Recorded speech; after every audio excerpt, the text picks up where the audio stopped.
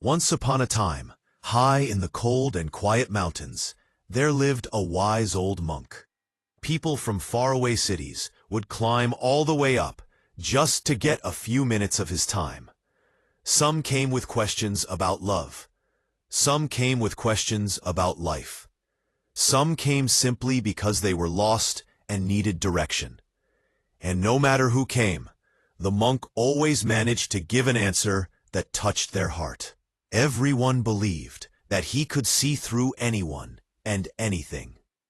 Not too far from the mountain, in a peaceful little village, lived two mischievous boys. They loved making fun of others. They enjoyed playing tricks on the villagers just to laugh at their reactions. One afternoon, while sitting under a tree, the boys heard a group of villagers talking. "Have you met the monk on the mountain?" one man said. "He knows everything. Nothing escapes his wisdom." The boys looked at each other and smirked. To them, this was a challenge. "Let's trick him," one boy whispered. "Let's prove he's not as wise as everyone says." After thinking for a moment, they came up with a clever little plan. They caught a tiny sparrow and held it gently, but firmly, between their hands. Their idea was simple. If the monk said the bird was alive, they would secretly squeeze it and prove him wrong. If the monk said the bird was dead, they would simply let it fly away. Either way, the monk would lose. Feeling proud of themselves, the boys started climbing the mountain.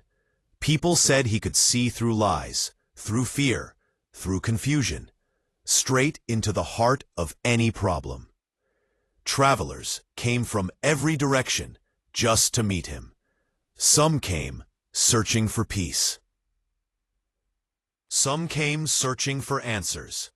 And some came because they felt lost in life and didn't know which way to go. The monk welcomed everyone with the same gentle smile. He didn't speak too much, but when he did, his words stayed with people for years.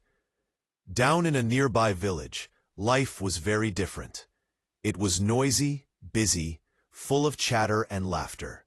And in that village lived two mischievous boys who loved causing trouble.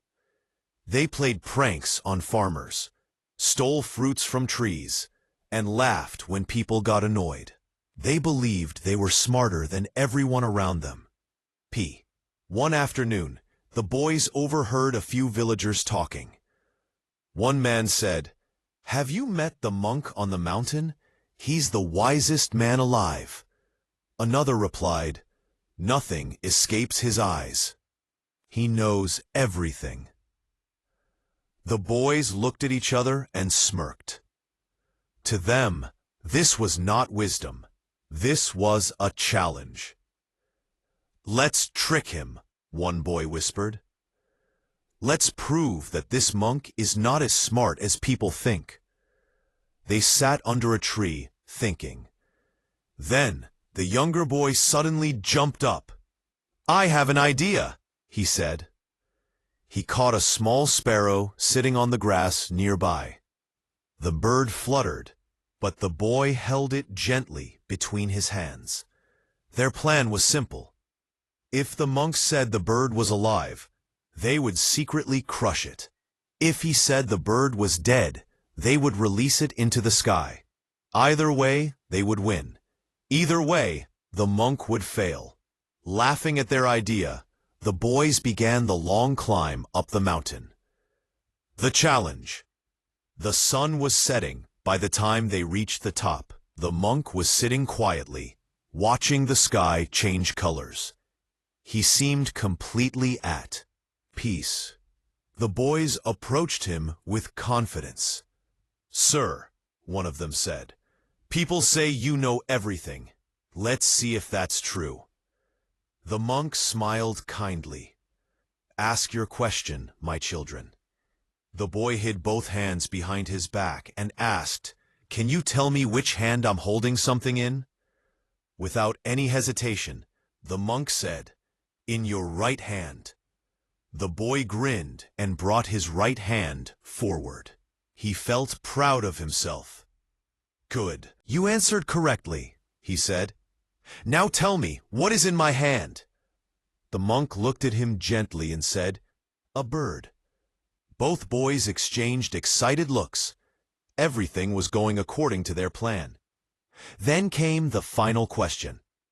The question that would determine whether they could embarrass the monk in front of the whole village. "Tell us," the boy said, "is the bird dead or alive?" The monk looked into their eyes. Not angrily, not with fear, not even with concern. He looked at them with deep compassion, as if he already knew the storm inside their young hearts. He smiled softly and said, "My boys, whether the bird is dead or alive is as you would have it." The boys froze. Their plan collapsed in a single moment. The power was not in the monk's hands. It was in theirs. The boys slowly opened their palms. The bird was still alive. It flew into the sky, free and unharmed. They looked at the monk, speechless. And for the first time, they understood something far deeper than their prank. The monk wasn't proving how wise he was. He was teaching them something that would matter for the rest of their lives. The meaning behind the lesson.